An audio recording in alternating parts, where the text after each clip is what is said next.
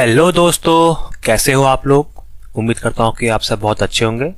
तो दोस्तों, आपका ललन टॉप सीरीज में स्वागत है, जिसमें हम पावर सिस्टम का लेक्चर कर रहे हैं और आज है हमारा लेक्चर नंबर 3। तो देखिए, आज का पहला क्वेश्चन क्या है, दिया है Newton Raphson method is use to solve, मतलब न्यूटन रैप्सन मेथड का हम यूज किस चीज़ को सॉल्व करने के लिए करते हैं। ऑप्शन दिया है आपका लीनियर डिफरेंशियल इक्वेशन, सेकेंड दिया है आपका लीनियर एल्जेब्रिक इक्वेशन, थर्ड दिया है आपका नॉन लीनियर डिफरेंशियल इक्वेशन और फोर्थ दिया है आपका नॉन लीनियर एल्जेब्रिक इक्वेशन। तो देखिए, जो हमारे यहाँ पर न्यूटन रैप्सन मेथड है, हम इसको कहते हैं एनआर मेथड।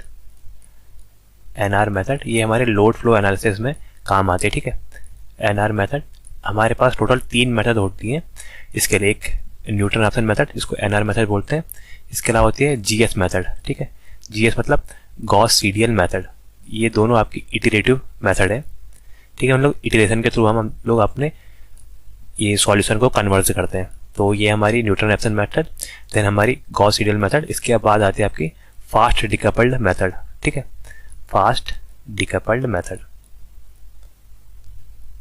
तो ये हमारी 3 जो मेथड है, ये हमारे यहाँ पर लोड फ्लो स्टडी के काम आती है। ठीक है, और ये जो हमारी न्यूटन रैप्सन मेथड है, ये हमारे काम आती है जैसे हम मैट्रिक्स बनाते हैं ना।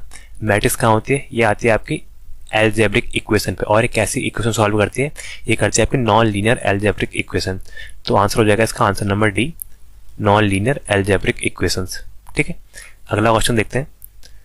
दिया है if the real power demand is suddenly increase, अगर रियल पावर की डिमांड अचानक इंक्रीज हो जाए तो frequency of the system will भी, तो उस सिस्टम की फ्रीक्वेंसी में क्या प्रभाव पड़ेगा ये बताना है। दिया है कि इसकी फ्रीक्वेंसी इंक्रीज हो जाएगी या रिमेन सेम रहेगी या डिक्रीज होगी या पहले इंक्रीज होगी देन डिक्रीज होगी। तो हमें बताना है कि इसमें क्या होगा। तो देखिए, यहाँ पर क्या है, जो हमारा स्पीड कंट्रोल करता है, जैसे ऑल्टरनेटर या आपका जो भी हमारा सिस्टम है, उसमें करता है आपका स्पीड गवर्नर। तो हम क्या लगाते हैं यहाँ पर, गवर्नर को लगाते हैं, स्पीड गवर्नर, जो आपका स्पीड कंट्रोल करता है और मोटर के जो या फिर जनरेटर का जो आउटपुट है वो डिजायर्ड आउटपुट के पास पहुंचाता है। तो स्टडी स्टेट में क्या होता है, जो हमारा स्पीड चेंजर होता है वो फिक्स कंडीशन पर रहता है कि इतना इनपुट इसको देना है। तो जैसे देखिए, जैसे हमने रियल पावर जो हम पी से दिखाते हैं, रियल पावर को ट्रू पावर भी बोलते हैं। अगर पावर की डिमांड ज़्यादा हो जाएगी, पी की डिमांड ज़्यादा हो जाएगी, मतलब की डिमांड ज़्यादा कब होगी, जब हमारा लोड ज़्यादा डिमांड मांगेगा। मतलब पावर तब हमें ज़्यादा चाहिए जब हमारा लोड इंक्रीज होगा। ठीक है, मतलब क्या हुआ, हमारा लोड इंक्रीज हो गया। ठीक है, मतलब लोड इंक्रीज हो गया तो लोड को हम यहाँ पर तुरंत यहाँ पर हम लोग सीधे इसको डायरेक्ट इतनी पावर नहीं दे सकते, उसमें कुछ ना कुछ टाइम लगता है। तो उस टाइम क्या होगा, जो हमारी स्पीड होती है यहाँ पर ऑल्टरनेटर की स्पीड जो होती है वो डायरेक्टली प्रोपोर्शनल होती है हमारी पावर जनरेटर से, कितनी पावर जनरेट हो रही है उसके हिसाब से हमारी स्पीड होती है। ठीक है, और लोड देखिए, लोड जैसे बढ़ा, लोड से यहाँ पर पावर बढ़ेगी, और लेकिन हमें पावर चाहिए तुरंत उस लोड को सप्लाई करने के लिए। तो इतनी जल्दी यहाँ पर ऐसे सडन अगर पावर में इंक्रीजमेंट हुआ तो हमारा लोड यहाँ पर क्या करेगा, उसके हिसाब से पावर जनरेट करेगा, लेकिन उतनी पावर यहाँ पर ये तुरंत जनरेट नहीं कर सकता, जिसके कारण यहाँ पर स्पीड में कुछ ना कुछ डिफरेंस आता है। ठीक है, मतलब इसकी स्पीड क्या हो जाती है, कम होने लग जाती है। तो इसमें क्या होता है कि आपका सिस्टम जो है आपका can not meet the power requirement, या अचानक सडन हमारे आगे पावर के रिक्वायरमेंट सिस्टम कंप्लीट नहीं कर सकता है। तो यहाँ पर क्या आता है, जैसे हम पावर जनरेशन कर्व देखते हैं तो यहाँ पर हमारे एक ड्रूप कैरेक्टरिस्टिक आती है। देखिए, ऐसे करके हमारा ये हमारी ड्रूप कैरेक्टरिस्टिक आती है आपकी ऑल्टरनेटर के बीच में। तो यहाँ पर देखिए, हमारा पावर, ये सडन आपका पावर की डिमांड पूरी नहीं कर पा रहा, तो पावर यहाँ पर क्या हो जाती है, यहाँ पर पावर की डिमांड जैसी अगर इंक्रीज होगी तो हमारी ये जो फ्रीक्वेंसी है, फ्रीक्वेंसी में आता है ड्रूप, इसको बोलते हैं ड्रूप कैरेक्टरिस्टिक्स ऑफ ऑल्टरनेटर।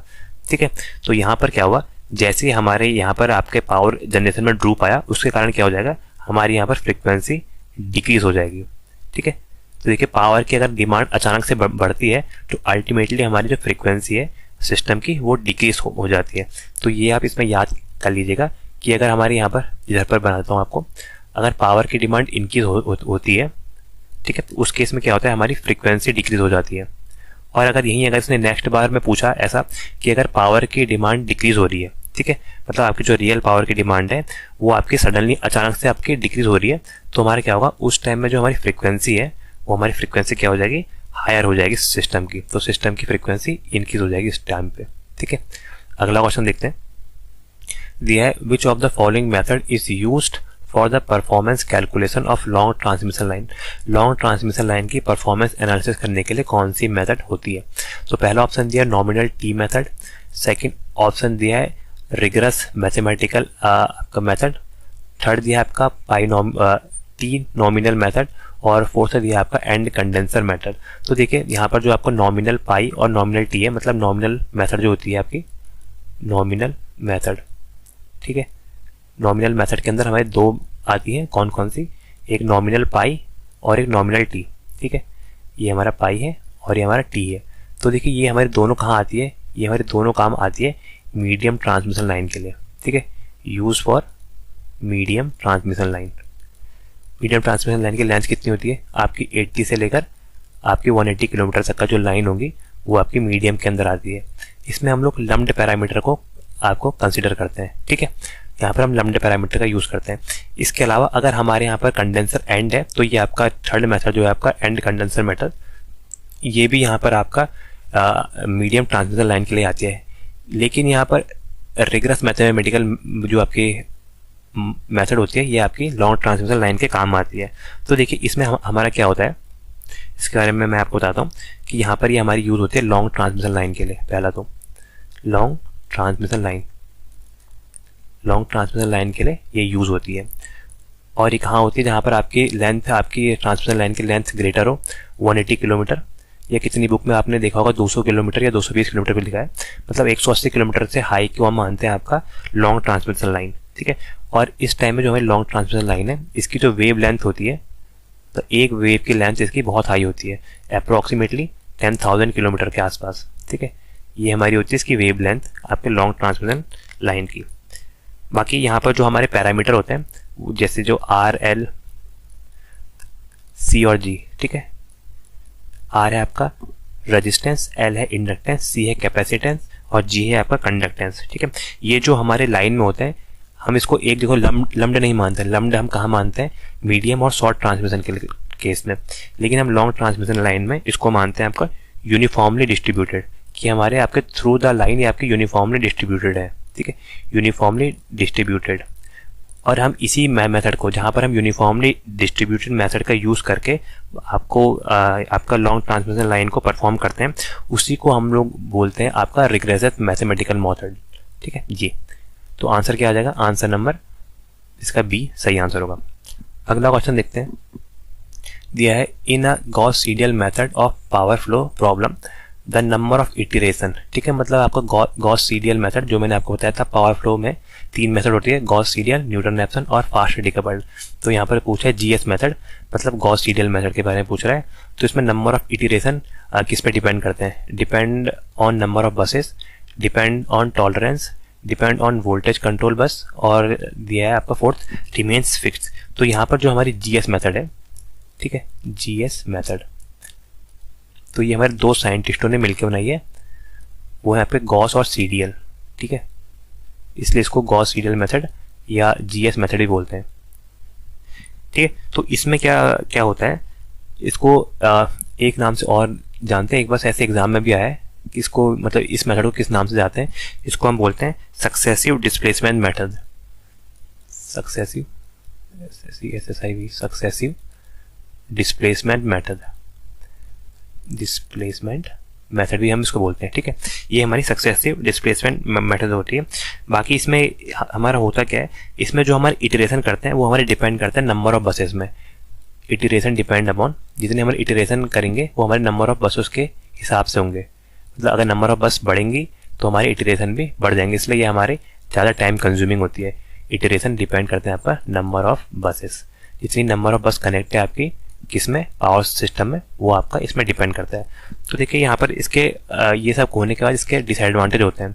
क्या डिसएडवांटेज होंगे इसके, तभी हम पहले हमारी यही थी गॉस सीडियल, हम इसके कुछ डिसएडवांटेज थे उसको दूर करने के लिए हम लोग यहाँ पर न्यूटन रैप्सन मेथड लेके आए। तो इसमें क्या होता है, इसमें देखिए वही आपका पहला जो नंबर ऑफ बसेज है, नंबर ऑफ बसेज अगर हमारी इंक्रीज हो जाएगी, नंबर ऑफ बस इंक्रीज हो जाएगी, तो अल्टीमेटली क्या होगा, हमारे इटरेशन बढ़ जाएंगे। इटरेशन बढ़ जाएंगे मतलब कैलकुलेशन बहुत स्लो हो जाएगी यहाँ पर, ठीक है, क्योंकि हमें ज़्यादा कैलकुलेशन करनी पड़ेगी इसको कन्वर्ज करने के लिए। मतलब क्या हो जाएगा, इससे कन्वर्जेंस टाइम जो है, इसका जो सॉल्यूशन आने का टाइम है उसको बोलते हैं कन्वर्जेंस टाइम, ये आपका ज़्यादा हो जाएगा, मतलब कन्वर्जेंस स्लो होगा, बहुत धीरे धीरे आंसर दिए गए, ठीक है। तो इसके बारे में ये हो गया। तो किस में डिपेंड करता है, नंबर ऑफ बसेस पे, depend on number of buses, answer number A बिल्कुल सही आंसर है इसका। ठीक है, अगला क्वेश्चन देखते हैं मेरे भाई। अगला क्वेश्चन दिया है what is the value of load angle. Load angle यहाँ पर डेल्टा है, उसकी वैल्यू बतानी है। Does the maximum power transfer in a system. Maximum power transfer के केस में आपके डेल्टा की वैल्यू बतानी है। तो देखिए पहले हम पावर का फॉर्मूला देखेंगे क्या होता है। पावर का फॉर्मूला होता है हमारा V S V R supply voltage और रिसीविंग एंड की वोल्टेज इंटू एक्सेस या सिंक्रोनस रिएक्टेंस भी बोलते हैं, इंटू क्या होता है साइन ऑफ डेल्टा। ठीक है, यहाँ पर डेल्टा आपका लोड एंगल होता है। यहाँ हम इसको क्या लिखते हैं, पावर सिस्टम के केस में हम लिखते हैं इसको ई एफ वी टी, जो आपकी जनरेटेड हुई है ई एफ से, और वी टी आपकी terminal voltage upon access into sine delta. ये दोनों सेम ही होता है।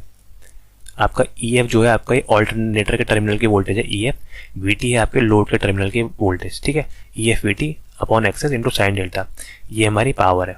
तो देखिए पावर मैक्सिमम कब होगी, power max P x max कब होगी, जब हमारा ये जो वैल्यू है ये 1 के बराबर होगी। तो देखिए क्या आना चाहिए, V S V R upon X S, ये वैल्यू कब होगी, साइन किसकी वैल्यू 1 होती है। तो यहाँ पर देखिए साइन डेल्टा की वैल्यू क्या पुट करेंगे हम, डेल्टा की वैल्यू करेंगे हम 90 पुट, क्योंकि क्या होता है हमें क्या पता है, साइन 90 की वैल्यू होती है 1। साइन 90 की वैल्यू यहाँ पर 1 होते ही यहाँ पर पावर हमारी मैक्सिमम हो जाएगी, वो हो जाएगी आपकी V S into V R upon X S. ठीक है, ये हमारी मैक्सिमम पावर होती है पी मैक्स। तो इस केस में हमारा जो डेल्टा होता है, डेल्टा की वैल्यू कितनी ली है हमने, डेल्टा की वैल्यू ली है मेरे भाई 90 डिग्री। तो आंसर नंबर सी 90 डिग्री। ठीक है, अगला क्वेश्चन देखते हैं। दिया है critical voltage limit the transient line is increase by. जो क्रिटिकल वोल्टेज को हम लिमिट कर सकते हैं बाई इंक्रीज द। ठीक है, हम क्रिटिकल वोल्टेज को किसके द्वारा लिमिट कर सकते हैं। ऑप्शन दिया है आपका रिड्यूसिंग द स्पेसिंग, स्पेसिंग को रिड्यूस करके। सेकंड दिया है reducing the radius of the conductor. Third दिया है increasing the radius of the conductor. और फोर्थ दिया है increasing the space between conductor. तो पहले आप देखिए यहाँ पर क्रिटिकल वोल्टेज क्या है, क्रिटिकल वोल्टेज लिमिट। देखिए क्रिटिकल वोल्टेज लिमिट ये हमारी कोरोना में काम आती है। क्या होती है हमारी critical voltage limit, critical voltage limit. ठीक है, इसके बारे में मैं थोड़ा आपको बताता हूँ, क्योंकि कोरोना के आजकल क्वेश्चन पूछ ही रहे। तो इसको हम और किस नाम से जानते हैं, इसको हम जानते हैं क्रिटिकल डिसरप्टिव वोल्टेज। जी कोरोना के फॉर्म में यही आपकी मेन होता है, क्रिटिकल डिसरप्टिव वोल्टेज। ठीक है, क्रिटिकल डिसरप्टिव वोल्टेज ये क्या होता है, क्रिटिकल डिसरप्टिव वोल्टेज जो पूछा है ये होता है हमारा मिनिमम फेज वोल्टेज। वी पे लिखता हूँ मिनिमम फेज वोल्टेज, कितनी हमें फेज वोल्टेज रिक्वायर्ड है, minimum phase voltage required for the corona discharge. ठीक है, फॉर द कोरोना डिस्चार्ज मतलब कोरोना डिस्चार्ज कितनी मिनिमम वोल्टेज में आपका स्टार्ट हो जाता है, ये वो वोल्टेज होती है आपकी क्रिटिकल डिसरप्टिव वोल्टेज, जिसको हम वीडी से भी डिनोट करते हैं। VD critical disruptive voltage VD, ये क्या है आपका मिनिमम फेज वोल्टेज। देखिए यहाँ पर इंपॉर्टेंट है वीपी, लाइन नहीं होता है, ये होता है minimum phase voltage required for the corona start, corona discharge start या कोरोना स्टार्ट। ठीक है, कोरोना के स्टार्ट करने में कितनी आपको मिनिमम फेज वोल्टेज चाहिए, वो यहाँ पर होती है वीडी, उसको हम बोलते हैं क्रिटिकल वोल्टेज। ठीक है, क्या होती है वीडी की वैल्यू किसके बराबर होती है, ये फॉर्मूला ये आप याद कर लीजिएगा। इसकी वैल्यू होती है आपकी M into R into G nought into delta into L N D by R. ठीक है, ये इसका फॉर्मूला है।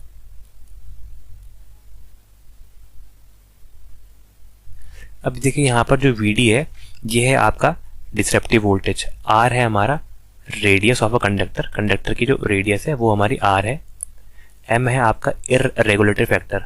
ठीक है, ये हमारा क्या होता है, जैसे हमारा आपका अगर हमारा पूरा अगर यहाँ पर जो आपका इंसुलेटर है वो अगर प्योर अगर आप में कोई बिल्कुल स्मूथ है तो इसकी वैल्यू होती है 1। जैसे जैसे ये टूटता जाता है या इसके उसमें डेंट आते हैं तो इसकी वैल्यू डिक्रीज करती है। और देखिए यहाँ पर जी नॉट क्या है, जी नॉट होता है हमारा dielectric strength of air, dielectric strength of air, air की यहाँ पर डाइलेक्ट्रिक स्ट्रेंथ होती है। और डेल्टा क्या है, डेल्टा को भी यहीं लिख देता हूँ मैं, डेल्टा है आपका air density factor, air density factor. ठीक है, ये हमारा डेल्टा है एयर डेंसिटी फैक्टर। बाकी डी है आपका स्पेसिंग बिटवीन कंडक्टर, कंडक्टर के बीच की स्पेसिंग को बोलते हैं हम लोग डी, और आर है आपका रेडियस ऑफ कंडक्टर, ठीक है, हमारे कंडक्टर का रेडियस है। तो देखिए यहाँ पर से मैं इसको अगले पेज में दिखाता हूँ, इधर पर देखते हैं। तो देखिए यहाँ से क्या हो जाए, वी डी है डिसरप्टिव वोल्टेज, ये किसके डायरेक्टली प्रोपोर्शनल है, देखिए वी डी हमारी डायरेक्टली प्रोपोर्शनल आई आर के, ठीक है, ये आर, तो V D directly proportional to R, R क्या है आपके कंडक्टर का रेडियस। तो देखिए वी डी का हम अगर इसको लिमिट को बढ़ाना चाहें, वी डी को इंक्रीज कब करेंगे, जब हमारा रेडियस इंक्रीज हो जाएगी।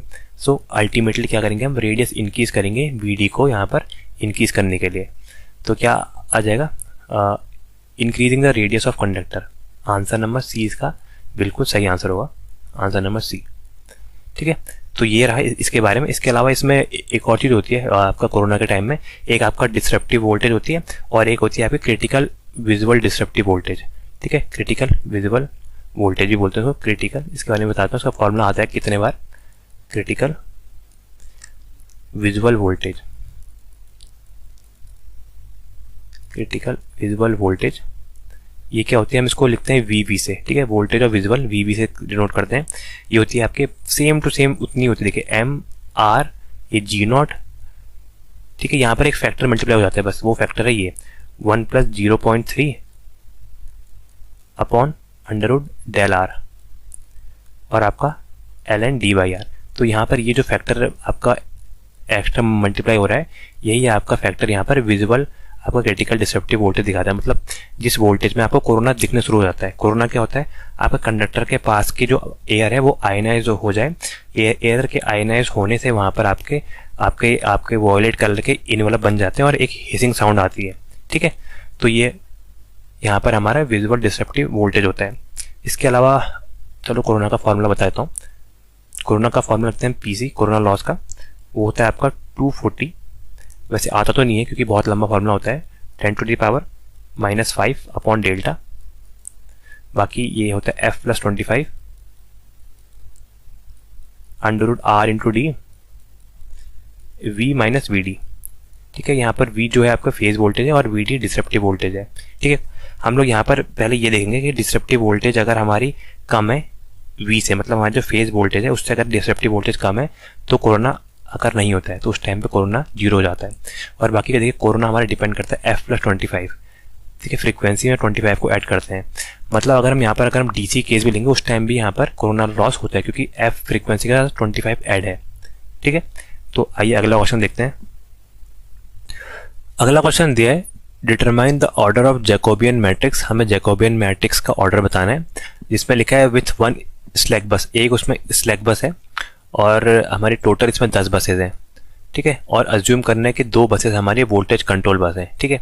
तो यहाँ पर क्या दिया है, हमें टोटल बस दी है, तो टोटल बस को हम लिखते हैं n से, n हमारी टोटल नंबर ऑफ बसेज है, ये कितनी है हमारी, ये है आपकी 10। और इसके अलावा वोल्टेज कंट्रोल बस को लिखते हैं हम m से, जिसमें आपकी वोल्टेज स्पेसिफाइड होती है, उनकी वैल्यू है 2। तो यहाँ से हमें जैकोबियन मैट्रिक्स बतानी है। तो देखिए जैकोबियन का जो साइज आता है यहाँ पर जैकोबियन मैट्रिक्स का, देखिए इसका साइज आता है, ये जे को मैंने मैट्रिक्स के फॉर्म में दिखा रखा है, तो इसका साइज आता है आपका, ये एक स्क्वायर मैट्रिक्स बनती है जिसकी साइज आता है 2n - 2 - m, ठीक है। तो ये इसका साइज आता है 2n - 2 - m, मतलब यही साइज की आपकी दूसरी भी बनेगी क्योंकि स्क्वायर मैट्रिक्स है तो सेम साइज की बनेगी, 2n - 2 माइनस है -2 - m। तो यहाँ पर वैल्यू पुट कर देते हैं, क्या आ जाएगा, ये आएगा 2, n की वैल्यू कितनी है 10, 2 × 10 -2 और m आपकी वोल्टेज कंट्रोल बस है 2 क्रॉस, ये कितना आ जाएगा 2 × 10 क्योंकि n की वैल्यू 10 है -2 और m की वैल्यू है 2, तो ये भी यहाँ पर आ गया। तो क्या है 20 में से 4 घटाना है, 20 में से 4 को माइनस करेंगे तो 16।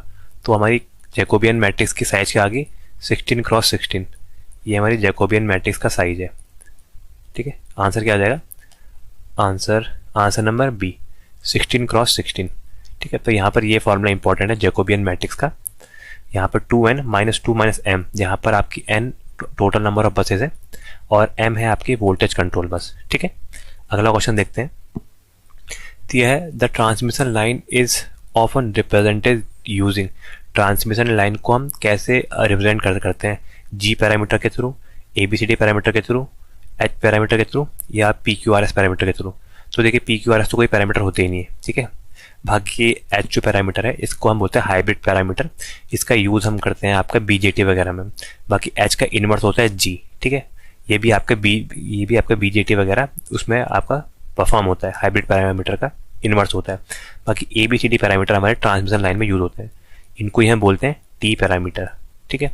ABCD पैरामीटर या टी पैरामीटर, यहाँ पर टी स्टैंड करता है आपका ट्रांसमिशन के लिए, ठीक है।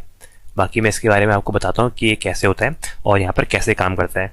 तो देखिए हमारा जो जनरल 2 पोर्ट नेटवर्क होता है, तो इसको मैं आपको ऐसे दिखाता हूँ। तो जब हम 2 पोर्ट नेटवर्क बनाते हैं ऐसे, ठीक है, तो यहाँ पर हमारे 2 पोर्ट नेटवर्क होता है, इसमें ये हमारा इनपुट पोर्ट होता है और ये आउटपुट होता है। तो 2 पोर्ट नेटवर्क में क्या होता है, हमारे 2 पोर्ट होते हैं, इसलिए इसका नाम है 2 पोर्ट नेटवर्क, ठीक है। तो ये क्या है, आपका जनरल 2 पोर्ट नेटवर्क है। 2 पोर्ट नेटवर्क का एक बेसिक आपका डायग्राम है। तो यहाँ से हमारी V1 करंट है, जो इनपुट करंट है, जो इनपुट वोल्टेज है सॉरी, और इसके कारण एक करंट आ रही है I1, ठीक है। और यहाँ पर क्या होता है, हम यहाँ पर इस नोड में भी हम एंटरिंग करंट मानते हैं I2। ये आपका जनरल जो इसका डायग्राम है वो ऐसा ही है, प्लस यहाँ पर V2 है, ठीक है। ये होती है हमारी 2 पोर्ट नेटवर्क। लेकिन हम ट्रांसमिशन की बात करें तो ट्रांसमिशन में हम एक ओर से सप्लाई करते हैं, देन दूसरी ओर हम लोग यहाँ पर से सप्लाई होते हुए लोड को हम फीड करते हैं। तो जब हमारे ट्रांसमिशन का मॉडल बनता है, मैं उसको यहाँ पर दिखाता हूँ आपको, ट्रांसमिशन का मॉडल। तो देखिए यहाँ पर ऐसे बनता है, ठीक है। तो यहाँ पर से यही हमारे इनपुट पोर्ट हो जाएंगे, जहाँ से हमारी इनकमिंग सप्लाई है, और देन यहाँ पर से आउटपुट पोर्ट हो जाएंगे। ये देखिए, अब देखिए यहाँ पर क्या होता है, यहाँ पर जो हमारा प्राइमरी साइड है उसको हम सप्लाई वोल्टेज VS या V1 लिखेंगे, सप्लाई वोल्टेज, और सप्लाई की करंट IS या I1, ठीक है। और यहाँ पर क्या आएगा, यहाँ पर हमारी लोड को फीड करता है, तो हम I2 के डायरेक्शन लेते हैं ऐसी, और यहाँ पर से करंट, यहाँ पर वोल्टेज आ जाएगी V2। देखिए यहाँ पर जो I2 है ये कन्वेंशनल की उल्टी है, ठीक है। कन्वेंशनल की यहाँ पर हम लोग कन्वेंशनल डायरेक्शन है अंदर की ओर को, लेकिन हम ट्रांसमिशन के लिए बाहर की ओर को लेते हैं। तो ये जो आपका पैरामीटर है ये आपका है T parameter of a transmission line. तो इसकी जब हम मैट्रिक्स बनाते हैं तो मैट्रिक्स क्या आती है, इनपुट वोल्टेज और इनपुट करंट के बीच में आती है V1 और I1। ये हमारे डिपेंडेंट वेरिएबल होते हैं, किसके ऊपर डिपेंड करेंगे, ये हमारे करते हैं आपके ABCD पैरामीटर। यहाँ पर ABCD कांस्टेंट होता है, ये देखिए इसी के नाम पर ABCD है, ABCD ये आपके पैरामीटर्स हैं ट्रांसमिशन के, और यहाँ पर इनका मल्टीप्लाई होता है किससे, आपका V2 से। V2 आपकी जो यहाँ पर आउटपुट में वोल्टेज है, और देखिए करंट यहाँ पर I2 इस डायरेक्शन में है, मतलब बाहर की ओर को निकल, लेकिन कन्वेंशनल में अंदर की ओर को है, तो हम इसको लिखते हैं -I2, ठीक है। ये हमारा होता है इसकी मैट्रिक्स। बाकी अगर हम मैट्रिक्स सॉल्व करें तो यहाँ से क्या आ जाएगा, मैं यहाँ पर करता हूँ, इस कलर में करता हूँ, ठीक है। तो देखिए यहाँ V1 किसके बराबर आएगा, V1 इज इक्वल टू ये A का इससे मल्टीप्लाई होगा AV2 और B का I2 से हो जाएगा, तो क्या आ जाएगा AV2 माइनस BI2। तो ये हमारी इक्वेशन होती है, ठीक है। V1 निकालने की इक्वेशन ये है, इक्वेशन नंबर 1। और इक्वेशन नंबर 2 हम करंट निकालेंगे, कैसे निकालेंगे, करंट के लिए क्या करेंगे, करंट के लिए आ जाएगा CV2, C का मल्टीप्लाई होगा V2 से, और माइनस D का मल्टीप्लाई होगा I2 से। तो ये हमारी 2 इक्वेशन आती है यहाँ पर V1 और I1 के बीच में, ठीक है। इसको थोड़ा आगे अगले वाले पेज में आपको एक्सप्लेन कर देता हूँ कि इसको कैसे और सॉल्व करते हैं, या कैसे इसमें रिलेशनशिप बैठाते हैं। तो देखिए यहाँ पर से V1 की वैल्यू क्या थी, V1 की वैल्यू आई थी आपकी AV2 माइनस BI2, ठीक है। ये हमारी V1 की वैल्यू है। और यहाँ से अगर हम I1 की वैल्यू निकालें, I1 की वैल्यू क्या आई थी मेरे भाई, वो आई थी CV2 माइनस DI2, ये हमारी इसकी वैल्यू है। तो देखिए यहाँ पर से इक्वेशन 1 और इक्वेशन 2, हम इसमें I1 और I2 की वैल्यू कैसे निकालेंगे, हम पहले इक्वेशन 1 से देखते हैं, फ्रॉम इक्वेशन 1, ठीक है। इक्वेशन 1 से अगर हम यहाँ पर देखें तो यहाँ पर हम लोग कैसे क्या करेंगे, अगर माना इसमें मैंने पहले वाली इक्वेशन में अगर A की वैल्यू निकालनी है, A की वैल्यू निकालने के लिए हमें I2, जो आपका I2 का है आपके मतलब सेकेंडरी साइड में करंट है, उसको हम जीरो का करेंगे। जीरो करंट कब होगी, हम इसको करेंगे ओपन सर्किट। तो A की वैल्यू क्या आ जाएगी, A की वैल्यू आ जाएगी A इज इक्वल टू, ये हो जाएगा V1 अपॉन V2, देखिए V1 अपॉन V2 हो जाएगा, और ये जो पार्ट है ये हो जाएगा जीरो। कब, कब होगा, जब आपका I2 की वैल्यू 0 है तब हमारी A की वैल्यू आएगी V1/V2। सिमिलरली अगर हम यहाँ से B की वैल्यू निकालें तो B की वैल्यू क्या आ जाएगी, B की वैल्यू आ जाएगी -V1/I1। ठीक है, ये हमारी इसकी वैल्यू है कब, जब हमारा V2 0 है। V2 0 मतलब आपका शॉर्ट सर्किट है। अगली कंडीशन देखिए, इससे यहाँ से इक्वेशन 2 से देखिए, यहाँ से C की वैल्यू क्या आ जाएगी, C की वैल्यू आएगी आपकी I1/V2। I1/V2 कब आएगी, जब आपका D के साथ जो कांस्टेंट है मतलब I2, इसकी वैल्यू क्या हो, 0 हो। ठीक है, और सेकंड जो आपके थर्ड D की वैल्यू कैसे निकालेंगे, D की वैल्यू निकालने के लिए V2 की वैल्यू 0 होनी चाहिए, क्या आ जाएगा I1/I2, I1/I2, और ये माइनस में आएगा -I1/I2 when V2 is equal to 0। मतलब V2 0 मतलब आपका क्या होता है, शॉर्ट सर्किट, और I2 0 मतलब ओपन सर्किट। तो देखिए यहाँ पर V1/V2 मतलब यहाँ पर देखिए कोई भी यूनिट नहीं होगी, तो क्या हुआ आपका A और D, ये जो दो कांस्टेंट है, दो पैरामीटर है, इनकी यूनिट नहीं होती है, तो क्या होता है, नो यूनिट, इनकी कोई भी यूनिट नहीं होती है, क्योंकि देखिए वोल्टेज से वोल्टेज कट जाता है और करंट से करंट कट जाएगा। लेकिन यहाँ पर देखिए B की यूनिट क्या होगी, जो आपका B है, B की यूनिट क्या होगी, ये होगा वोल्टेज इंटू करंट। V/I को क्या बोलते हैं हम, रेजिस्टेंस, इसकी यूनिट क्या होती है, ओम। और देखिए C को क्या है, C है आपका रेजिस्टेंस का उल्टा, I/V, मतलब क्या आएगा, ये आएगा मोह। ठीक है, तो C की यूनिट होती है आपकी मोह ऐसे, और B की यूनिट होती है आपकी ओम। बाकी A और D की कोई भी यूनिट नहीं होती है, ये होती है यूनिटलेस क्वांटिटी। बाकी आपको इसकी थोड़ी सिमेट्रिकल प्रॉपर्टी भी समझा देता हूँ। तो देखिए अगर नेटवर्क हमारा सिमेट्रिकल है, ये नेटवर्क सिमेट्रिकल नेटवर्क, ठीक है, शॉर्ट में लिख रहा हूँ सिमेट्रिकल नेटवर्क। तो सिमेट्रिकल नेटवर्क की कंडीशन क्या होती है, ABCD पैरामीटर में, इसमें होती है आपकी A की जो वैल्यू है वही आपकी D की वैल्यू है। A और D की वैल्यू एग्जैक्टली इक्वल होनी चाहिए सिमेट्रिकल कंडीशन में। सिमेट्रिकल मतलब आपको, सिमेट्रिकल का मतलब ये मत समझिएगा कि नेटवर्क आपस में सिमेट्रिकल है। सिमेट्रिकल का मतलब होता है आपका इनपुट इम्पीडेंस आपके आउटपुट इम्पीडेंस के बराबर है। इनपुट इम्पीडेंस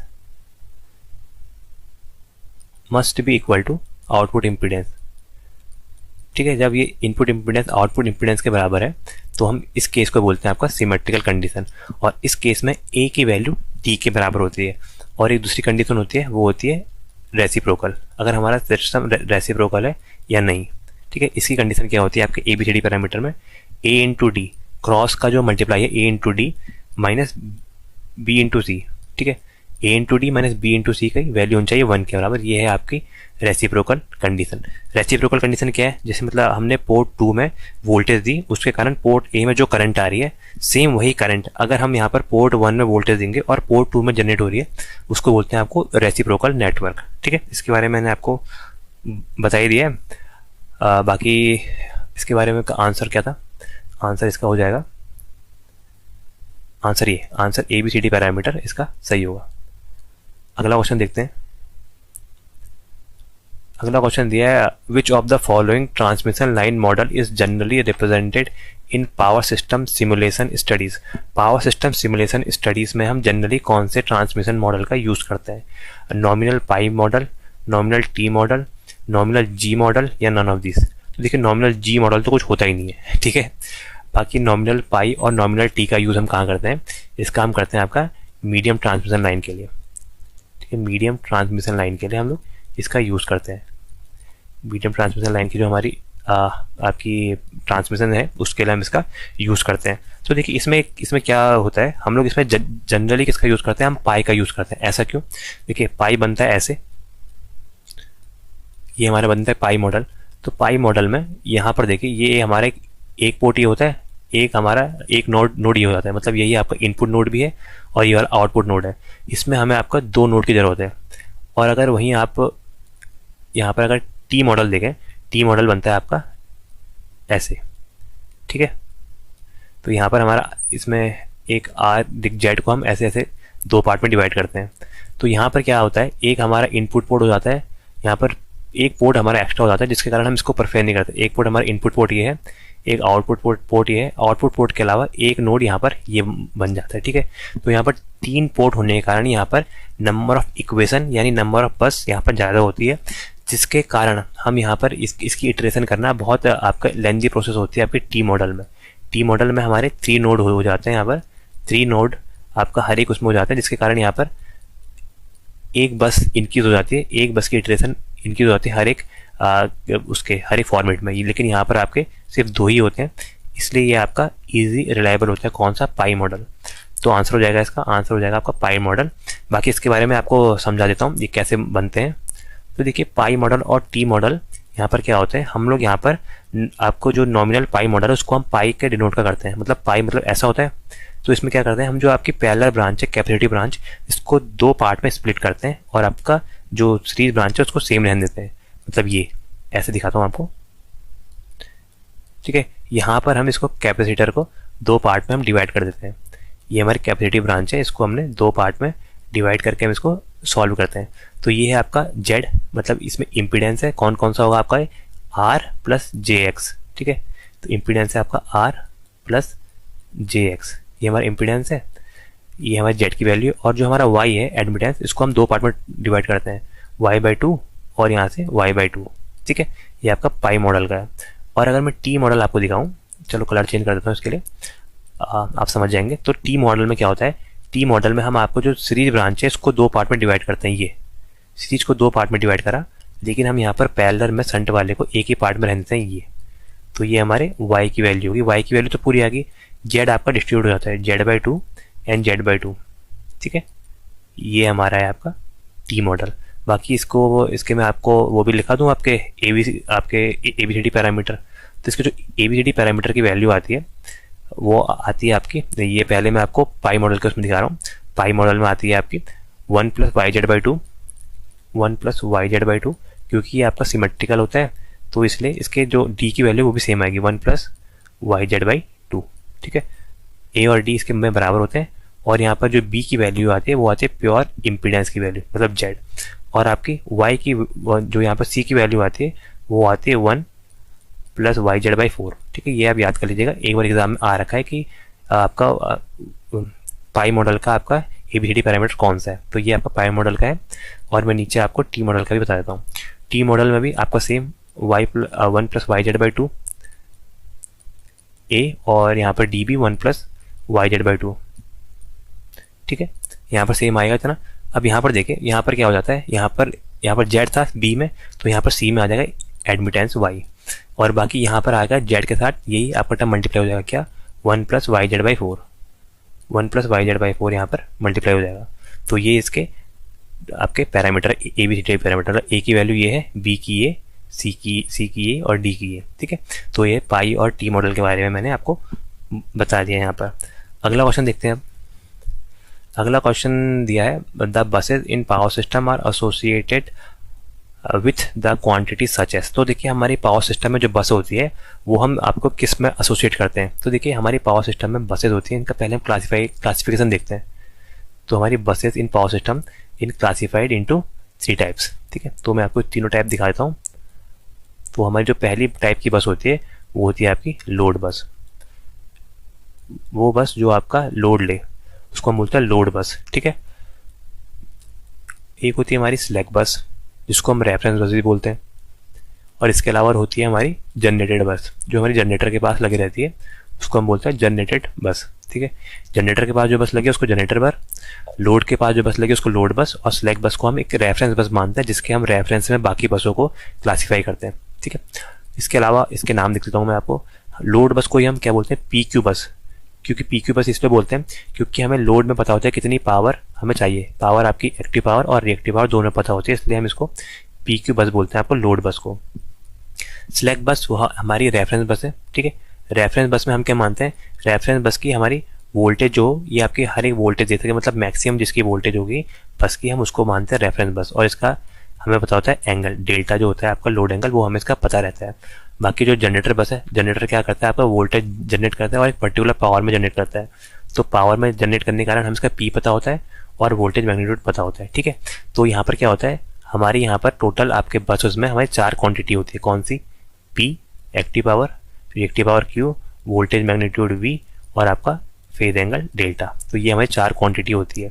तो हमारी हर एक बस में 2 क्वांटिटी नोन होती है। जैसे लोड बस में 2 क्वांटिटी P और Q नोन है, स्लैक बस में 2 क्वांटिटी V और डेल्टा नोन है, और जनरेटर बस में आपकी 2 क्वांटिटी P और V जो आपका वोल्टेज मैग्नीट्यूड है ये नोन है। तो देखिए क्या क्या चीज़ें होती है, आपका मैग्नीट्यूड ऑफ वोल्टेज, बिल्कुल मैग्नीट्यूड ऑफ वोल्टेज होता है। फेज एंगल डेल्टा, बिल्कुल। एक्टिव पावर यहाँ पर होती है, बिल्कुल होती है। और यहाँ पर रिएक्टिव पावर भी होती है, ठीक है। एपरेंट पावर नहीं होती, देखिए एपरेंट पावर की कहीं बात नहीं है, पी क्यू बात की है। एपरेंट पावर होती है एस, और लोड पर ही डिपेंड नहीं करती है। तो 1 2 3 4, 1 2 3 4, आंसर नंबर बी, ठीक है। ये इसका आंसर सही हो जाएगा। बाकी इसको थोड़ा मैं आपको बता भी देता हूँ, यहीं पर बता देता हूँ कि कौन कौन सी बसेज हैं और कैसे क्लासिफिकेशन करते हैं, इतने में हो जाएगा।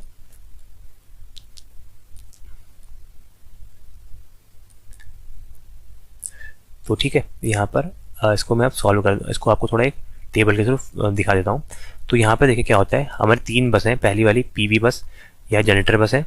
जनरेटर बस में हमारी यहाँ पर नोन क्वांटिटी लिखता हूँ, नोन क्या होती है और अननोन कौन सी होती है, ठीक है। बस में 2 क्वांटिटी हमें नोन पता होती है और बाकी क्वांटिटी अननोन होती है। तो ऐसा ही आपका तीनों बसों के केस में होगा, ठीक है। ये मैंने तीनों बसों के लिए डायग्राम भी बना दिया। तो देखिए यहाँ पर जो पीवी बस है, जिसको हम जनरेटर बस बोलते हैं, जनरेटर बस में क्या पता होगा, जनरेटर बस में हमारी पी मतलब एक्टिव पावर और वोल्टेज पता होती है, इसको पीवी बस या जनरेटर बस बोलते हैं, ठीक है। और इसमें अननोन क्या होगा, देखिए पी और वी हमें पता है, 2 चीज़ पता है, तो क्या चीज़ नहीं पता होगी यहाँ से, क्यू और डेल्टा। हमें यहाँ रिएक्टिव पावर और फेज एंगल नहीं पता होगा, डेल्टा, ठीक है। बाकी हमारी दूसरी बस होती है आपकी लोड बस। लोड बस को क्या बोलते हैं, पी क्यू बस, मतलब इसमें पी पता होगा हमें, एक्टिव पावर, और रिएक्टिव पावर कितना कंज्यूम करी ये पता होगा, लेकिन यहाँ पर वोल्टेज मैग्नीट्यूड और फेज एंगल डेल्टा नहीं पता होगा। अगली बस होती है आपकी स्लैक बस या रेफरेंस बस। स्लैक बस में हम वो बस मानते हैं जो आपका मैक्सिमम जिसमें वोल्टेज होती है, तो हमें इसमें वोल्टेज पता होता है और इसका हम जनरली लोड एंगल या डेल्टा हम मानते हैं 0 डिग्री। तो देखिए वी और डेल्टा पता है, तो इसमें क्या नहीं पता होता है हमें, पी और क्यू। तो ये इसके क्लासिफिकेशन है, तो आप इसको याद कर लीजिएगा, ठीक है मेरे भाई। अगला क्वेश्चन देखते हैं। अगला दिया है, equal area criteria is employed to determine. Equal area criteria क्या चीज़ डिटरमाइन करने का काम आता है। ऑप्शन दिया है the steady state stability, second दिया है आपका द ट्रांजिएंट स्टेबिलिटी, थर्ड दिया है द रिएक्टिव पावर लिमिट, और फोर्थ दिया है the rating of circuit breaker. तो देखिए पहले हम देखते हैं कि इक्वल एरिया क्राइटेरिया होता क्या है। देखिए इक्वल एरिया क्राइटेरिया, देखिए जब हमारा सिस्टम कोई पावर सिस्टम नेटवर्क है, पावर सिस्टम नेटवर्क में एक टर्म आता है स्टेबिलिटी। स्टेबिलिटी क्या होता है, it is the ability of a power system network to maintain और regain its synchronism when it is subjected to disturbance. मतलब जब आपके पावर सिस्टम नेटवर्क में कोई डिस्टर्बेंस के कारण कोई मतलब जैसे उसमें उतार चढ़ाव आता है, तो आपका सिस्टम का वह गुण जो अपने आप को वापस से इक्विलिब्रियम कंडीशन में ले आए, उसको हम बोलते हैं स्टेबिलिटी। तो स्टेबिलिटी यहाँ पर 2-3 टाइप की होती है। मेन आपकी होती है स्टडी स्टेट स्टेबिलिटी और ट्रांजिएंट स्टेबिलिटी। तो देखिए ट्रांजिएंट स्टेबिलिटी हमारी बहुत आपकी वो होती है डेंजरस किसी भी सिस्टम में, क्योंकि कुछ समय के लिए आती है लेकिन बहुत हाई मैग्नीट्यूड के लिए आती है। तो इक्वल एरिया क्राइटेरिया जो आपकी मेथड है, ये आपका ट्रांजिएंट स्टेबिलिटी डिटरमाइन करने के काम आता है। It is use to determine the transient stability. बाकी इसमें क्या होता है, इसमें जो आपका लोड एंगल या रोटर का जो एंगल है डेल्टा, ये क्या करता है, ये आपको ऑक्सीडेट करता है। रोटर एंगल डेल्टा ऑक्सीडेट करता है कहाँ, अपनी पोजीशन पर, अपनी इक्विलिब्रियम पोजीशन पर, अपने पॉइंट पर आपका ये आपका ऑक्सीडेट करता है, जिससे हम आपको ट्रांजिएंट स्टेबिलिटी हम इसे मेंटेन कर सकते हैं लोड एंगल डेल्टा के थ्रू। तो इसमें इसका काम क्या होता है, ये आपका यूज़ होता है, आपका किस लिए काम होता है बताई दिया मैंने आपको, फिर भी लिख दीजिए। ट्रांजिएंट स्टेबिलिटी, ट्रांजिएंट स्टेबिलिटी के लिए हमारा यूज़ होता है। और कहाँ यूज़ होता है ये भी आता है आपका, इसमें नहीं पूछा लेकिन ये आता है आपका सिंगल मशीन, 1 लिखता हूँ सिंगल के लिए, सिंगल मशीन इनफाइनाइट बस सिस्टम, ठीक है। जो आपकी सिंगल मशीन कनेक्ट है इनफाइनाइट बस मतलब आपकी जो ग्रिड से कनेक्ट है उसके बारे में, ठीक है। सिंगल मशीन जो ग्रिड से कनेक्ट है उसके लिए यूज़ होता है, ठीक है। सिंगल मशीन टू इनफाइनाइट बस सिस्टम के लिए यूज़ होता है। ये आपका डिटरमाइन क्या करता है, ये आपको डिटरमाइन करता है मैक्सिमम लिमिट, हमारी कितनी मैक्सिमम लिमिट है सिस्टम की, कि उससे आपकी इतनी पावर ईजिली आपके पास हो जाए विदाउट कि वो आपका अनस्टेबल ना हो जाए, मतलब स्टेबल कंडीशन में कितनी मैक्सिमम पावर ट्रांसमिट हो जाए, वही आपकी होती है ट्रांजिएंट स्टेबिलिटी लिमिट। और वो आपके किससे डिटरमाइन होती है, वो होती है आपकी इक्वल एरिया क्राइटेरिया से, ठीक है। अगला क्वेश्चन देखते हैं। अगला क्वेश्चन दिया है, which one of the following statement is normally correct for Z बस मैट्रिक्स। जेड बस मैट्रिक्स के लिए कौन सा आपका के स्टेटमेंट सही है, ठीक है। ऑप्शन दिया है नल मैट्रिक्स होती है, स्पेयर मैट्रिक होती है, फुल मैट्रिक होती है, या यूनिटी मैट्रिक्स होती है, ठीक है। तो नल मैट्रिक्स मतलब जिसके सारे आपके एलिमेंट जीरो हो। स्पार्स मैट्रिक्स मतलब जिसके आपके कुछ एलिमेंट ही आपके नॉन जीरो, बाकी आपके 80 to 90% आपके जीरो। फुल मैट्रिक्स जिसके मतलब आपके रेयरली 5 to 8% आपके जीरो, बाकी सब में इसके कोई ना कोई वैल्यू हो। यूनिटरी मैट्रिक्स आपके जिसकी वैल्यू 1 हो, ठीक है। तो यहाँ पर पहले देखिए जेड बस मैट्रिक्स क्या होती है। देखिए जेड बस मैट्रिक्स को ऐसे दिखाते हैं, जेड यहाँ पर मैट्रिक्स बना दिया और बस लिख देते हैं, ठीक है। ये इसका आपको डिनोट करने का सिंबल है। ये यूज़ कहाँ होती है, ये हमारी यूज़ होती है फॉल्ट एनालिसिस में, ठीक है। फॉल्ट एनालिसिस के लिए हम लोग जेड बस मैट्रिक्स का यूज़ करते हैं, ठीक है मेरे भाई। तो ये एग्जाम में भी आता है कि फॉल्ट एनालिसिस के लिए हम किस बस का यूज़ करते हैं। तो फॉल्ट एनालिसिस के लिए हम लोग जेड बस का यूज़ करते हैं। तो देखिए ये बस इस टाइप से बनती है, ये आपकी Z11 या Z22 ये हमारे डायगोनल एलिमेंट है, ऐसे ZNN लास्ट तक आ जाती है। हमारे n क्रॉस n की मैट्रिक्स है, एक स्क्वायर मैट्रिक्स होती है, ठीक है। तो यहाँ पर देखिए जो यहाँ पर टर्म होते हैं आपके Z21 यही हमारे Z12 के बराबर होंगे। मतलब ये आपस में जो जिसकी वैल्यू जितनी वैल्यू ये है वही होती है, मतलब डायगोनल के आपके अक्रॉस आपके इसमें सेम वैल्यू होती है।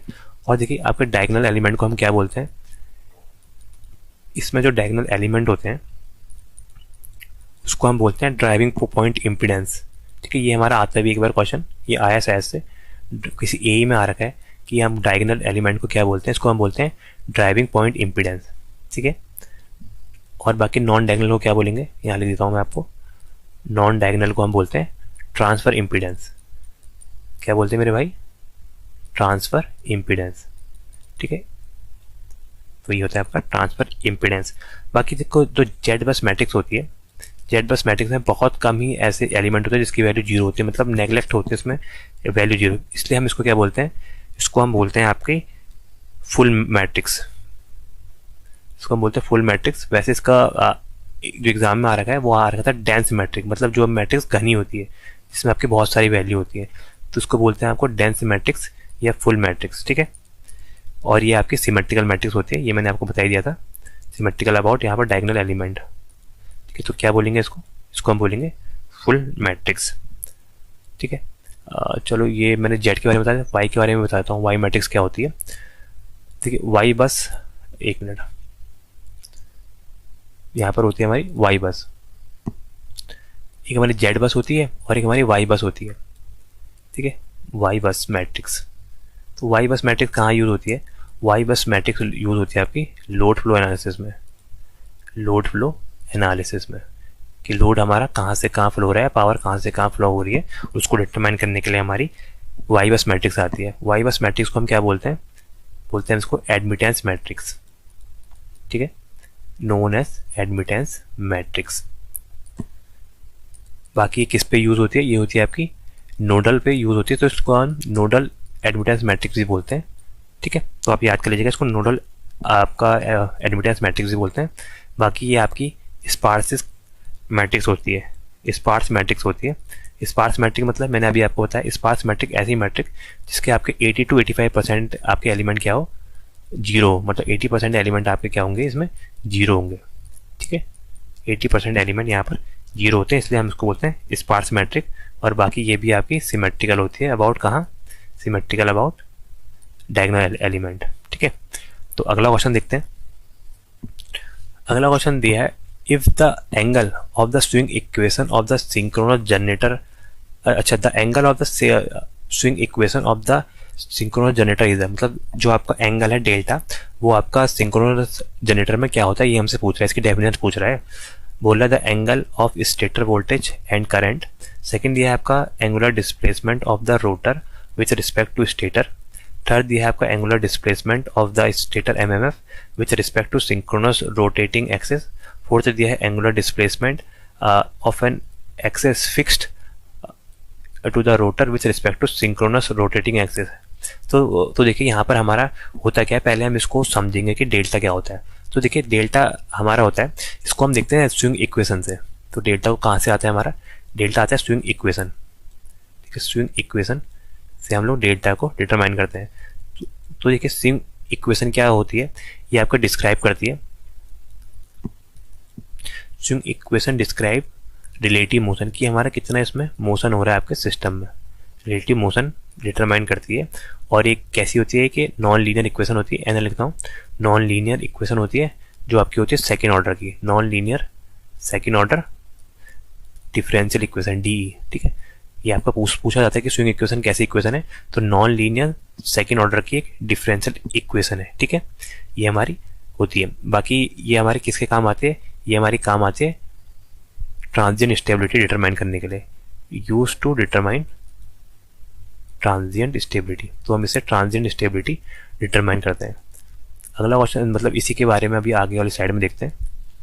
तो देखिए यहाँ पर जो हमारी स्विंग इक्वेशन होती है वो क्या होती है, पी एम जो आपका मैकेनिकल इनपुट है माइनस पी जो हमारा इलेक्ट्रिकल इनपुट है, उसको हम यहाँ पर डिफरेंस लेते हैं, उस किसके बराबर होता है, वो होता है आपका M into D two del by D T square. ठीक है, डी टू डेल्टा या डी टू डेल बोलता हूँ मैं इसको, अपॉन डी टी स्क्वायर। ठीक है, तो यहाँ पर क्या है, हमारे जो पी एम है वो है आपका मैकेनिकल इनपुट, पी ई है आपका इलेक्ट्रिकल आउटपुट। देखिए हमने मैकेनिकल इनपुट दिया तो हमें जो मैकेनिकल आउटपुट मिला पी। ठीक है, और यहाँ पर एम होता है आपका एंगुलर मोमेंटम ऑफ रोटर, यही देखिए यही हमारा एम है, एंगुलर मोमेंटम ऑफ रोटर।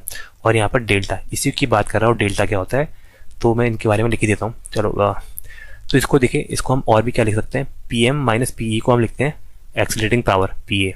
ठीक है, इनके डिफरेंस को लिखते हैं पी ए, बाकी इसको लिख सकते हैं M D two del by D T square. कि इसकी वैल्यू मैं आपको लिख ही देता हूँ। पी एम क्या होता है आपका मैकेनिकल इनपुट, है आपका जो मैकेनिकल इनपुट दे रखा है हमने वो उसको डिनोट करते हैं हम पी एम से। पी ई क्या है हमारा, पी है आपका इलेक्ट्रिकल आउटपुट, जो इलेक्ट्रिकल आउटपुट मिल रहा है वो है आपका पी ई। यहाँ पर एम क्या है आपका angular momentum of rotor, angular momentum of rotor. ठीक है, रोटर का एंगुलर मोमेंटम है। बाकी यहाँ पर जो आपका मेन है वो है डेल्टा। डेल्टा क्या होता है, डेल्टा हमारा होता है angular displacement, angular displacement to an axis field, जो हमारी फील्ड की एक्सेस है वहां से angular displacement to the rotor, rotor के किसके रिस्पेक्ट में, विथ रिस्पेक्ट टू सिंक्रोनसली, जो हमारे सिंक्रोनसली रोटेटिंग एक्सेस है उससे, सिंक्रोनसली रोटेटिंग एक्सेस। तो यहाँ पर हमारा ये होता है आपका एक्सेस जो आपका फील्ड का है, और फील्ड एक्सेस का रोटर के थ्रू किसके रिस्पेक्ट में, सिंक्रोनस एक्सेस के रिस्पेक्ट में। तो क्या आंसर हो जाएगा, आंसर हो जाएगा आपका फील्ड का। देखिए आंसर इसी में दिया है, फील्ड का हमारा रोटर का with respect to synchronous rotating axis. तो आंसर हो जाएगा आंसर नंबर डी, इसका राइट आंसर है। अगला क्वेश्चन देखते हैं। अगला क्वेश्चन दिया है reactor are used at various point in the power system to. देखिए रिएक्टर क्या होते हैं, रिएक्टर एक आपका कॉइल होता है जिसमें कि आपका इंडक्टेंस बहुत हाई होता है, ऐसा होता है, ये आपको सीरीज में कनेक्ट होता है, इसको हम बोलते हैं रिएक्टर, या इसको करंट लिमिटिंग रिएक्टर भी बोलते हैं। रिएक्टर होता है, इसमें आपकी इंडक्टेंस की वैल्यू बहुत हाई होती है as compare to resistance, resistance की वैल्यू यहाँ पर बहुत लो होती है। बाकी रिएक्टर का काम क्या होता है, रिएक्टर का काम होता है हमारा कि शॉर्ट सर्किट के टाइम में आपके करंट को लिमिट करना, इसका मेन काम है limit the current. Answer number A, limit the short circuit current. तो ये हमारा शॉर्ट सर्किट करंट को लिमिट करता है। बाकी जो रिएक्टर है इसको ही हम क्या बोलते हैं, रिएक्टर को ही आपको हम बोलते हैं करंट लिमिटिंग रिएक्टर। ठीक है, ये आपके फॉल्ट के टाइम में फॉल्ट करंट को आपको ये करता है मिनिमाइज। ठीक है, बाकी हम इसका इंस्टॉलेशन कहाँ करते हैं, हम इसका इंस्टॉलेशन करते हैं फीडर, जहाँ पर हमारे फीडर लगे हैं या हमारी टाई लाइंस लगी है वहाँ यूज़ करते हैं, या आपके डिस्ट्रीब्यूशन लाइंस के पास हम लोग इसका यूज़ करते हैं। ठीक है, हम लोग इसको यहाँ पर इसको प्लेस करते हैं। बाकी इसका काम क्या होता है, देखिए इसका एडवांटेज तो ये है, जब हम इसको यूज़ करते हैं इसका एडवांटेज क्या होता है, इसका एडवांटेज सिंपल सा ये है कि शॉर्ट सर्किट के टाइम में जब वहाँ शॉर्ट सर्किट होगा तो शॉर्ट सर्किट में क्या होता है, हाई करंट फ्लो होती है। तो इंडक्टर का काम क्या होता है, इसमें एक्सएल की वैल्यू ज़्यादा होती है क्योंकि एल की वैल्यू इसमें बहुत ग्रेटर देन होती है आर से, तो यहाँ पर एक करंट के मैग्नीट्यूड को मतलब आई को डिक्रीज कर देता है। ठीक है, और देखिए इसका नुकसान क्या है, देखिए इसका नुकसान भी पता होना चाहिए आपको। इसका नुकसान क्या है, देखिए ये लगा है तो कंटिन्यूसली हमारे सिस्टम में आपका यहाँ पर लगा है, आपका रिएक्टर लगा है, तो रिएक्टर लगे होने से मतलब कंटिन्यूसली लगा है, तो टोटल हमारे जो रिएक्टेंस की वैल्यू है, टोटल एक्स की वैल्यू क्या करेगा, ये इंक्रीज कर देगा। तो टोटल अगर रिएक्टेंस की वैल्यू इंक्रीज हो गई तो हमारे जो पावर फैक्टर का है ऑफ अ सिस्टम वो आपका ओवरऑल डिक्रीज हो जाता है। ठीक है, तो ये इसके ड्रॉबैक भी हैं। ठीक है, अगला क्वेश्चन देखते हैं। दिया है which component of the power system is least prone to fault, मतलब फॉल्ट आने पर किसको बहुत कम दिक्कत होती है। पूछ रहा है alternator, transformer, overhead transmission line और अंडरग्राउंड केबल। तो देखिए जो हमारी सबसे ज़्यादा आपके जो फॉल्ट आते हैं वो आते हैं आपके ओवरहेड ट्रांसमिशन लाइन में। इसमें अप्रॉक्सीमेटली 50% हमारे टोटल आपके फॉल्ट के ये आते हैं, ठीक है। इसमें आता है आपका सबसे हाई में ओवरहेड लाइन में, क्योंकि इसके अंदर आपके 3 फेस फॉल्ट और सिंगल लाइन फॉल्ट दोनों आते हैं। बाकी स्विच गियर आपके जो भी डिवाइस होते हैं उसमें 15% के आसपास आते हैं। उसके अलावा हमारे ट्रांसफार्मर में 12 to 13% के आसपास हमारे फॉल्ट के चांसेस होते हैं। अंडरग्राउंड केबल में हमारे 10% चांस होते हैं। बाकी आपके ऑल्टरनेटर में जो होता है वो आपका 8% चांसेस होते हैं। इसके अलावा CT/PT में 2% होते हैं। तो देखिए सबसे कम किस में होते हैं, सबसे कम होते हैं ऑल्टरनेटर पे इस ऑप्शन के हिसाब से। वैसे सबसे कम देखेंगे तो CT और PT में होता है 2% चांसेस। अगला क्वेश्चन देखते हैं। दिया है a 50 hertz 6 pole turbo generator is rated as 120 MVA 14.5 kV has a inertia constant. Inertia constant मतलब H की वैल्यू दी है आपका 20 मेगाजूल पर MVA, ठीक है। मेगाजूल प्लस MVA मतलब H की वैल्यू दी है। क्या find the stored energy in the rotor at synchronous speed. Synchronous speed में हमें रोटर में यहाँ पर स्टोर एनर्जी निकालनी है। तो क्या दिया मेरे भाई, यहाँ पर देखिए फ्रीक्वेंसी हमें दी है 50 हर्ट्ज, फ्रीक्वेंसी की वैल्यू है हमारी 50 हर्ट्ज। बाकी पोल की वैल्यू है आपकी 6 हमारे पोल है। रेटिंग दिया, रेटिंग मतलब एस हो गया। टोटल एपरेंट पावर दी है वो है आपकी 120 MVA, 120 MVA हमारी एपरेंट पावर दी है। बाकी जो कांस्टेंट की वैल्यू है इनर्शिया कांस्टेंट वो है H और उसकी वैल्यू हमें दी है 20 megajoule per MVA। 20 megajoule per MVA हमारी H की वैल्यू है। देखिए मेगाजूल पर MVA आपकी यूनिटी होती है आपकी H की, ठीक है। तो देखिए यहाँ पर से हम लोग इसको सॉल्व करते हैं। पहले हम देखेंगे कि हमारा जो इनर्शिया कांस्टेंट है वो किसके बराबर होता है। इनर्शिया कांस्टेंट H जो होता है वो होता है आपका kinetic energy upon apparent power S। ये हमारा फॉर्मूला है। यहाँ से हमें सिंपल से काइनेटिक एनर्जी निकालनी है। तो काइनेटिक एनर्जी क्या हो जाएगी, काइनेटिक एनर्जी उस सिस्टम की हो जाएगी आपकी H इंटू एस। H क्या है आपका इनर्शिया कांस्टेंट, उसमें आपको रेटिंग से मल्टीप्लाई करना है। तो इनर्शिया कांस्टेंट है आपका 20 मेगाजूल पर MVA। बाकी S की वैल्यू क्या है, टोटल एपरेंट पावर है आपका 120 MVA, ठीक है। यहाँ से देखिए ये MVA से ये MVA कट जाएगा, ये अच्छा ये 120 क्यों कट गया यहाँ लिखा 120 ये है। MVA से MVA कटा है और 12 दूनी 24, तो ये आ जाएगा 24 और 2 जीरो, तो आ जाएगा 2400 मेगाजूल। तो काइनेटिक एनर्जी की वैल्यू इस सिस्टम में क्या आ गई, वो आ गई 2400 मेगाजूल। आंसर नंबर बी, ठीक है। सिंपल फॉर्मूला बेस्ड क्वेश्चन है। अगला क्वेश्चन देखते हैं। दिया है the current from neutral to ground connection is 12 ampere. Neutral to ground जो हमारी करंट है वो है आपकी 12 ampere. Calculate the zero phase sequence component circuit current in each phase. तो हमें ईच फेज में आपकी जीरो सीक्वेंस करंट बतानी है। हमें क्या दिया है आपकी फेज टू ग्राउंड, मतलब एक फेज टू ग्राउंड जो हमारी आपकी न्यूट्रल में करंट है वो है आपकी 12 एम्पियर। तो यहाँ से न्यूट्रल करंट की वैल्यू दी है वो है आपकी 12 एम्पियर। हमारे न्यूट्रल करंट की वैल्यू गिवन है। हमसे पूछा है कि यहाँ पर जीरो सीक्वेंस करंट मतलब IR0 या कोई भी फेज की मान लो RYB, हमें इसकी वैल्यू बतानी क्या होगी। तो ठीक है, तो यहाँ पर पहले हम देखते हैं कि जीरो सीक्वेंस करंट क्या होती है। जीरो सीक्वेंस नेटवर्क आपका क्या होता है, वैसे भी हम देखेंगे जीरो सीक्वेंस क्या होता है, जिसमें आपके 3 फेज कंसिस्ट करते हैं। जीरो सीक्वेंस में आपके 3 फेज कंसिस्ट करते हैं। और ये आपके कैसे होते हैं, ये आपके तीनों फेज इक्वल मैग्नीट्यूड के होंगे। इन तीनों फेजों का आपका इक्वल मैग्नीट्यूड होगा और साथ ही क्या करेंगे, ये आपस में 0 डिग्री फेज शिफ्ट रखेंगे। 0 डिग्री फेज शिफ्ट होगा इनके बीच में। मतलब ये क्या होता है, ये सिंपल सी बात है कि को प्लेनर होते हैं, मतलब ऐसे होते हैं, पहला फेज, ये दूसरा फेज और ये तीसरा फेज, ठीक है। इनका मैग्नीट्यूड भी सेम होता है और आपस में इनके कोई भी यहाँ पर वो नहीं होता आपका क्या कहते हैं उसको, अब फेज डिफरेंस। तो देखिए ये पहला मैंने मान लिया IR0, R फेज की zero sequence current, then Y phase की zero sequence current, then B phase की जीरो सीक्वेंस करंट, ठीक है। इसमें क्या होता है, इनका मैग्नीट्यूड बराबर होता है और ये एक दूसरे से आपके 0 डिग्री डिस्प्लेस होते हैं, मतलब एक ही आपके डायरेक्शन में होते हैं, ठीक है। और आपका देखिए अगर हमें जीरो सीक्वेंस करंट फ्लो कराना है तो इसके लिए न्यूट्रल का होना कंपलसरी है, जो यहाँ पर दिया ही है।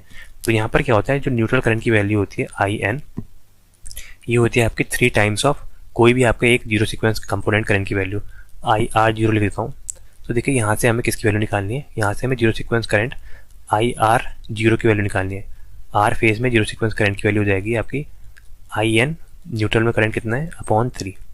तो यहाँ से देखिए न्यूट्रल में करंट है आपका 12 एम्पियर और अपॉन हो जाएगा 3, तो 3 चौको 12, तो यहाँ पर कितना आ गया पर फेज में करंट, वो आ गया आपके 4 एम्पियर।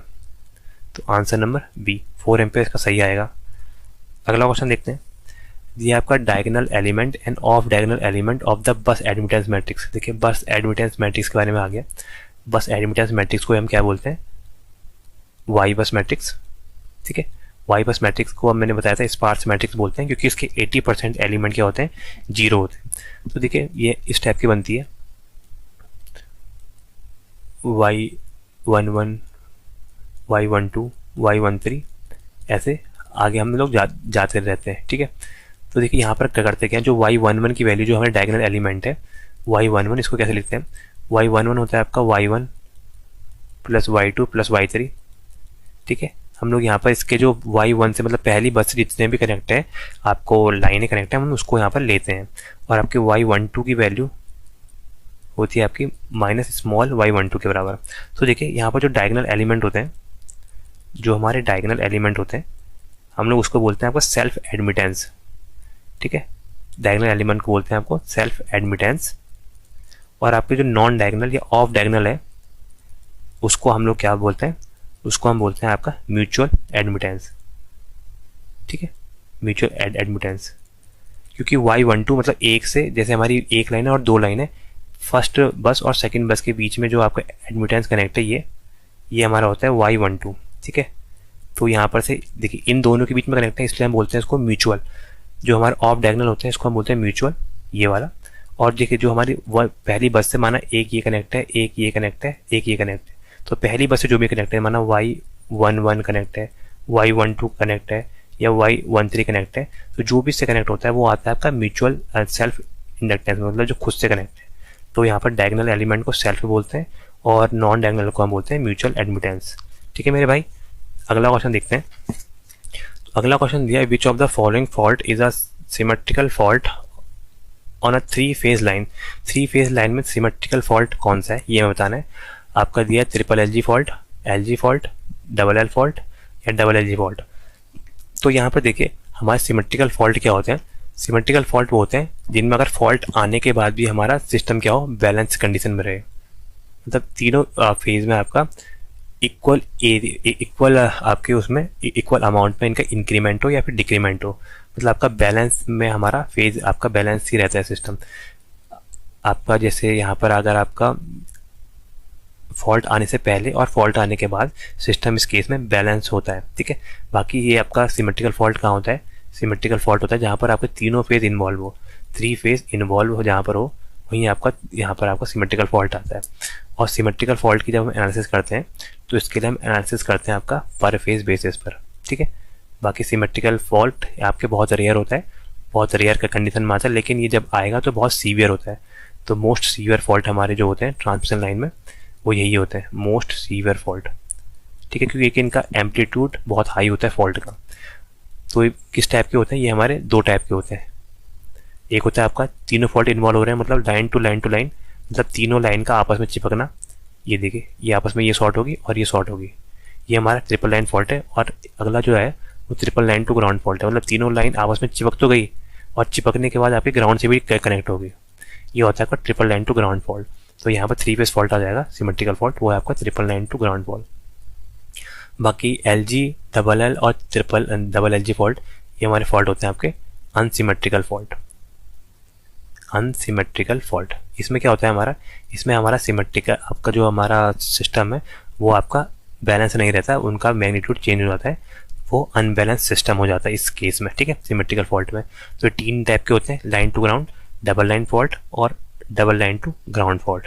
ठीक है, ये क्यों आते हैं, ड्यू टू ओपन सर्किट या शॉर्ट सर्किट हो जाती है जब हमारी ट्रांसमिशन लाइन या डिस्ट्रीब्यूशन लाइन, तब ये हमारे आते हैं। अगला क्वेश्चन देखते हैं मेरे भाई।